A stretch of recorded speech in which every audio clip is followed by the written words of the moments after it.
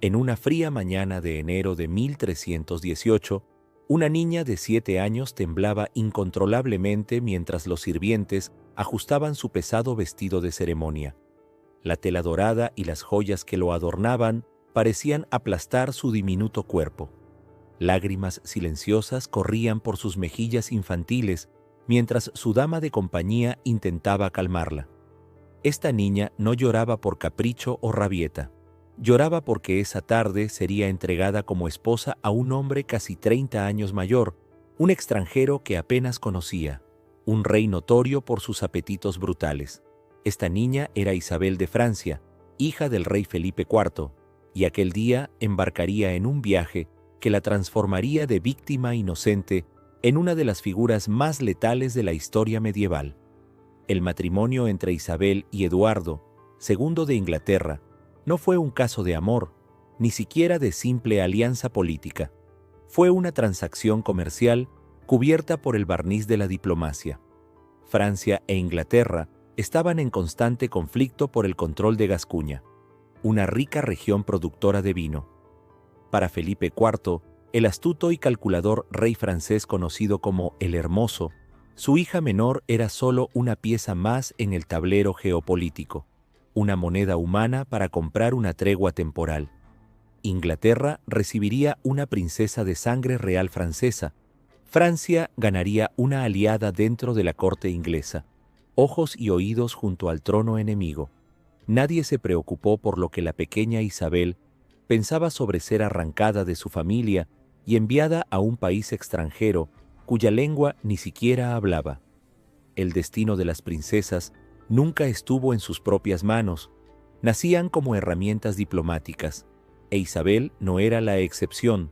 La ceremonia de matrimonio en Boulogne fue un espectáculo ostentoso de poder y riqueza. El rey Eduardo II, entonces con 23 años, era físicamente imponente, alto y musculoso, considerado uno de los hombres más apuestos de su tiempo. Pero cuando la pequeña novia entró en la catedral, aquel que debería ser el día más feliz de su vida ya estaba siendo manchado por un escándalo que todos comentaban en susurros. El rey inglés apenas conseguía disimular su indiferencia hacia la niña que ahora era su esposa. Sus ojos constantemente buscaban en la multitud otro rostro, el de Piers Gaveston, su favorito y, como muchos sospechaban, su amante, mientras Isabel permanecía de pie, diminuta bajo el peso de la corona matrimonial. Eduardo y Gaveston intercambiaban miradas de complicidad. Regalos destinados a la novia habían sido redirigidos a Gaveston, quien los exhibía con arrogancia. La humillación pública de la princesa niña fue apenas el preludio de años de negligencia y desprecio.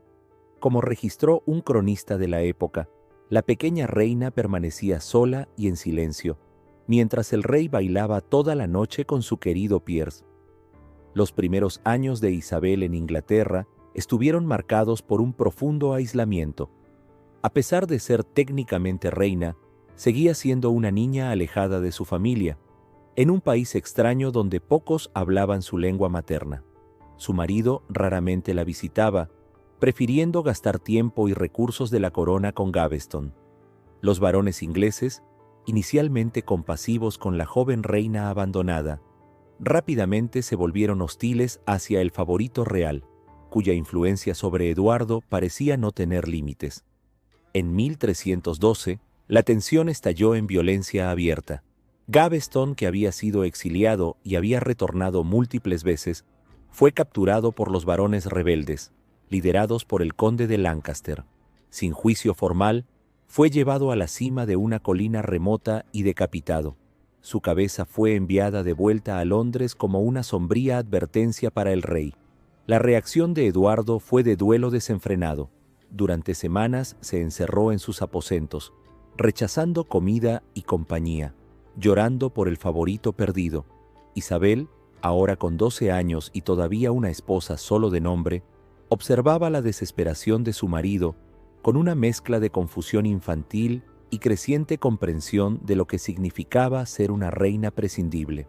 La muerte de Gaveston debería haber sido el momento en que el rey finalmente volviera sus ojos hacia su joven reina, escribió un cronista, En lugar de eso, reemplazó a un favorito por otro, aún más perjudicial que el primero.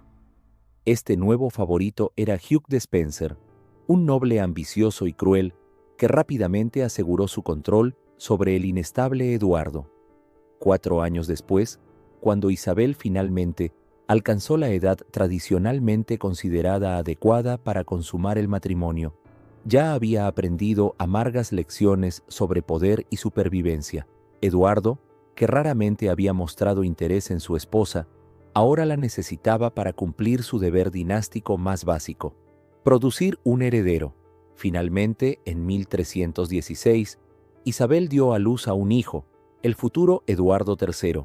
En los años siguientes, Isabel demostraría una sorprendente capacidad de fertilidad, dando al rey 3 hijos más. Su posición en la corte parecía momentáneamente fortalecida por su éxito como reproductora real. Sin embargo, Eduardo pronto regresó a sus antiguos hábitos, descuidando a la reina en favor de Despenser, quien gradualmente acumulaba tierras, títulos y poder. Mientras tanto, Isabel observaba, aprendía y esperaba. El punto de inflexión llegó cuando Eduardo y Despenser comenzaron a confiscar las propiedades y rentas de Isabel, dejándola financieramente vulnerable. La reina fue privada incluso de las pequeñas dignidades de su posición, registró un monje cronista. Sus sirvientes fueron despedidos, sus joyas confiscadas, y fue obligada a implorar por fondos para mantener su casa real. Esta humillación final despertó algo en la reina que sorprendería a todos, incluso a ella misma. La niña asustada que había llegado a Inglaterra se había transformado en una mujer determinada a sobrevivir, costara lo que costara.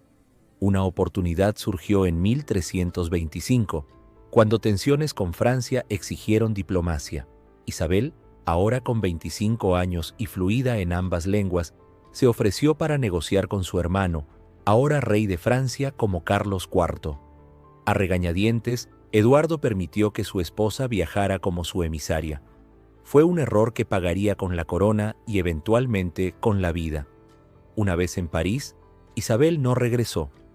En su lugar, se encontró con Roger Mortimer, un varón inglés exiliado y enemigo mortal de los Despenser, que había escapado de la Torre de Londres en una audaz fuga. Lo que comenzó como alianza política rápidamente se transformó en un romance apasionado.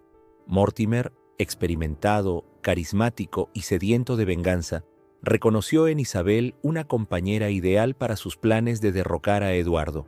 Para la reina, durante tantos años privada de cualquier afecto o consideración, Mortimer ofrecía no solo amor físico, sino una oportunidad de venganza contra el marido y su detestado favorito. La reina, durante tanto tiempo cordero, se reveló loba, escribió un cronista, impactado por la transformación de Isabel. En la corte francesa, abandonó el papel de esposa sumisa y adoptó una nueva persona, la de una reina agraviada, una madre preocupada por el futuro de su hijo, heredero del trono inglés. Públicamente, declaró que no regresaría a Inglaterra mientras los Despenser mantuvieran su influencia sobre el rey. Eduardo, furioso con la rebelión abierta de su esposa, le ordenó que regresara inmediatamente. Cuando Isabel se negó, intentó forzarla utilizando su carta más poderosa, el hijo de la pareja. El rey exigió que el joven Eduardo, entonces con apenas 12 años, fuera enviado a París para visitar a su madre, en realidad un plan para atraer a Isabel de vuelta utilizando su amor maternal como cebo. Isabel, sin embargo, había aprendido a jugar el juego del poder. Consiguiendo que su hijo fuera nombrado duque de Aquitania, dispuso que el joven príncipe viajara legítimamente a Francia para rendir homenaje al rey francés por este territorio. Una vez reunida con su hijo, Isabel completó su transformación de víctima a vengadora.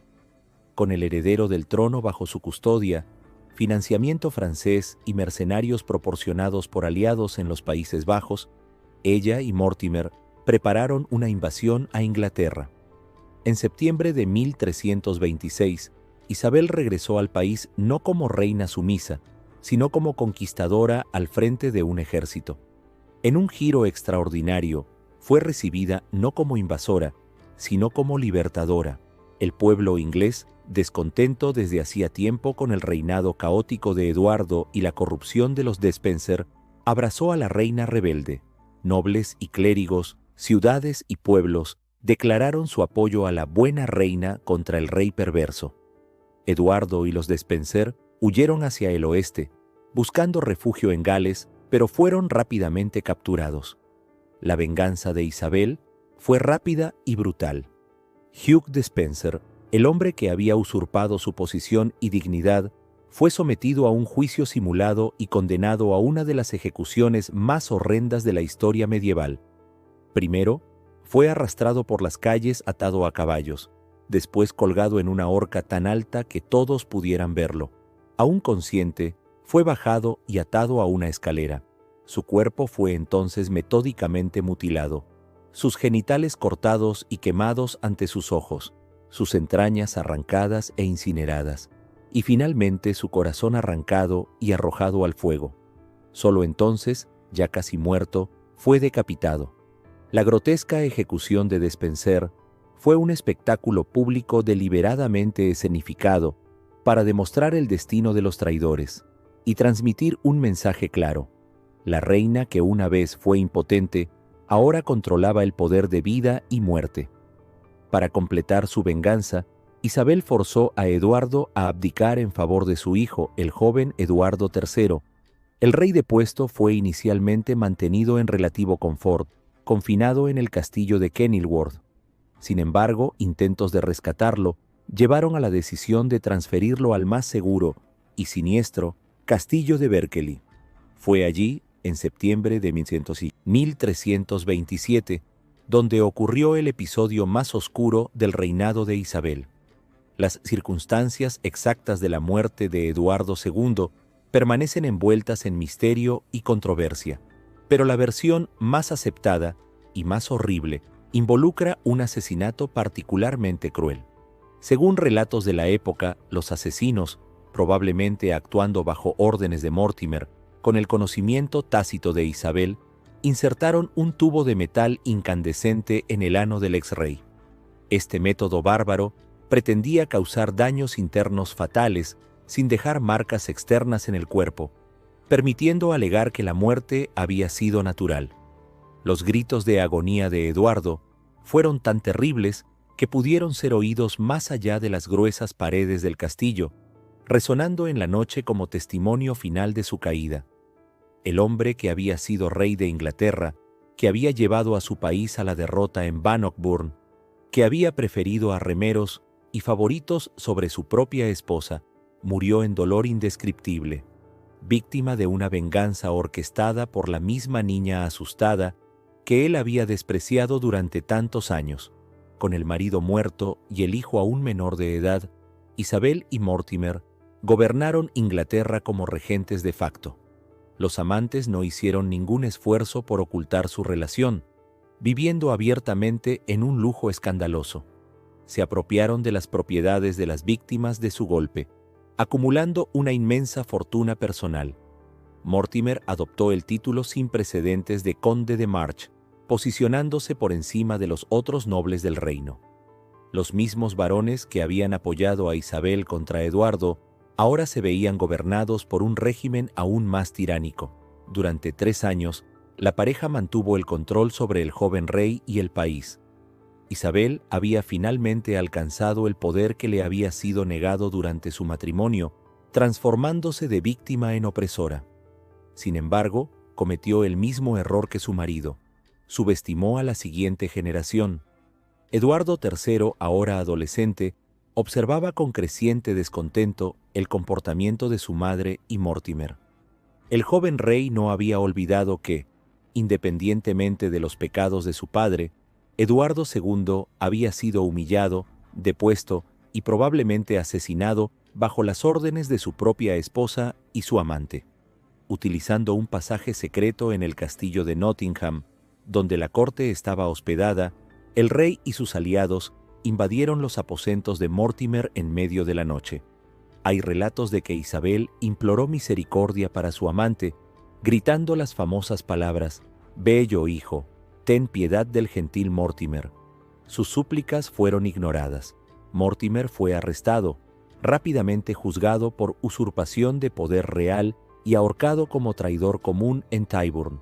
Sorprendentemente, Eduardo III perdonó a su madre del mismo destino. Isabel no fue juzgada ni públicamente humillada. En su lugar, fue alejada de la corte y sus poderes políticos removidos.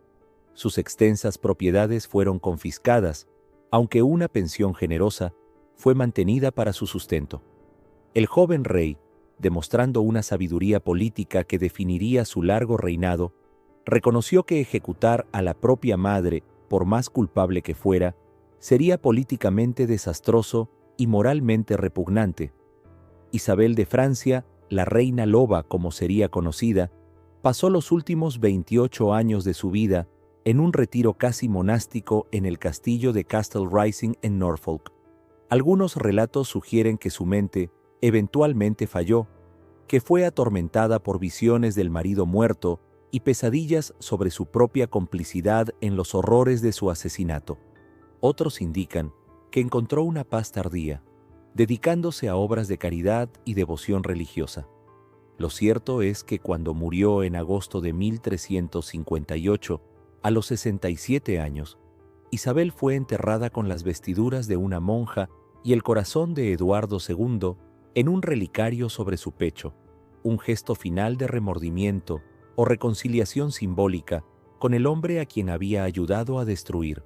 En la mansión donde Isabel pasó su último exilio, los rumores dicen que sirvientes y visitantes ocasionalmente oían a la antigua reina en conversaciones animadas con personas invisibles.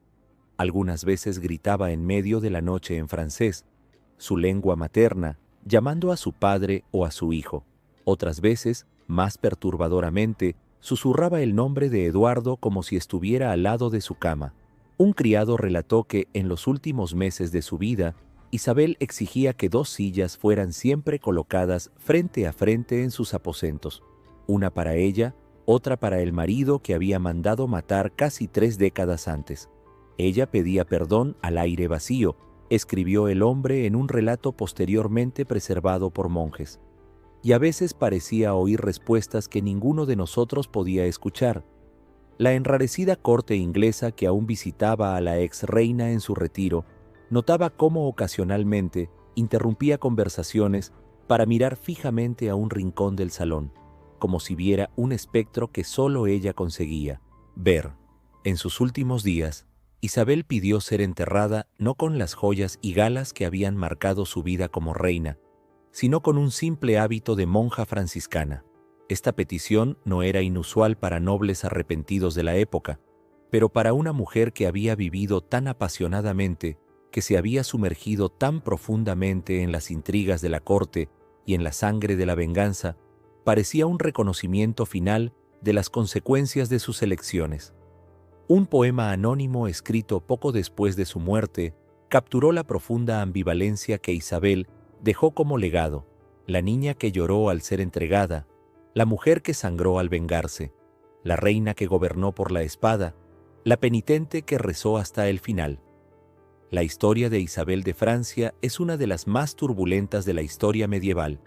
Niña novia, forzada a un matrimonio que nunca deseó, reina negligida y humillada, madre determinada a proteger los derechos de su hijo, amante apasionada en busca de venganza, regente tiránica y finalmente penitente reclusa. Encarnó una sucesión de papeles tan dramáticos como contradictorios.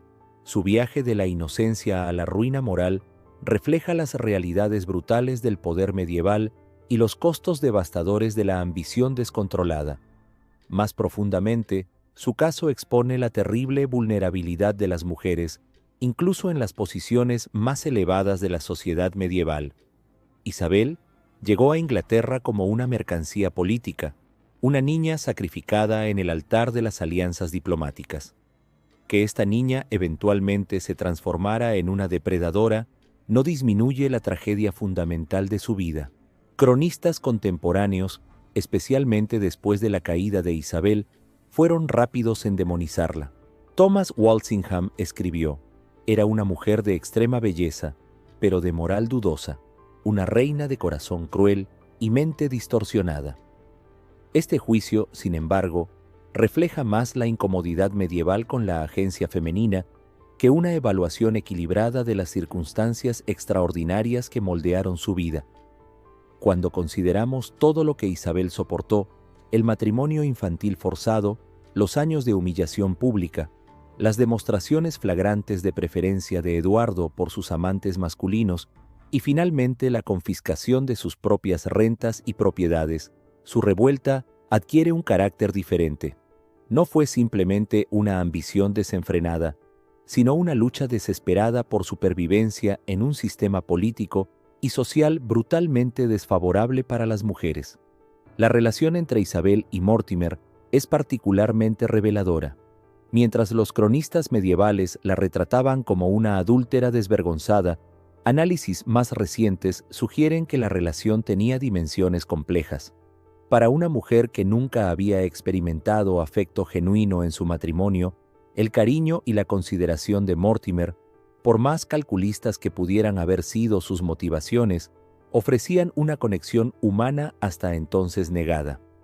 Isabel, aislada en un país extranjero durante 20 años, finalmente encontró a alguien dispuesto a verla no solo como un receptáculo para herederos reales o una pieza de negociación diplomática, sino como una persona. El aspecto más controvertido de su vida, el presunto asesinato de Eduardo II, también merece consideración más profunda. Mientras la narrativa tradicional atribuye a Isabel una sed implacable de venganza, la realidad política sugiere que la eliminación del exrey puede haber sido una necesidad pragmática. Mientras Eduardo viviera, sería un punto natural de concentración para revueltas contra el nuevo régimen. Varios complots para liberarlo ya habían sido descubiertos en los primeros meses de su encarcelamiento. En un mundo donde la misericordia era frecuentemente fatal para aquellos que la concedían, permitir que Eduardo viviera puede haber parecido un riesgo inaceptable. Este hecho no disminuye el horror de la ejecución, si de hecho ocurrió como se describió. El método particularmente brutal, el tubo de metal incandescente que no dejaba marcas externas, habla tanto de la crueldad de la época como de la necesidad de mantener las apariencias de muerte natural.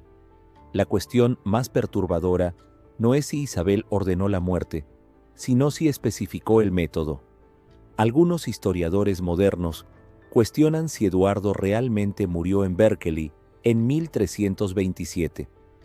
Una teoría alternativa sugiere que puede haber escapado, posiblemente con la connivencia de sus carceleros, viviendo el resto de sus días como ermitaño en Italia. Un documento oscuro descubierto en los archivos del Vaticano contiene una carta del Papa Juan, el 22º, mencionando un encuentro con un hombre que él creía era el depuesto rey inglés, varios años después de su supuesta muerte. Esta teoría, aunque intrigante, permanece minoritaria entre académicos serios. El hecho de muerte de Isabel fue relatado como un momento de extraña serenidad para una vida tan tumultuosa. Dicen que sus últimas palabras fueron: «Todas las sombras llegan a la misma oscuridad al final». Si encontró redención en sus años finales, nadie puede decirlo con certeza.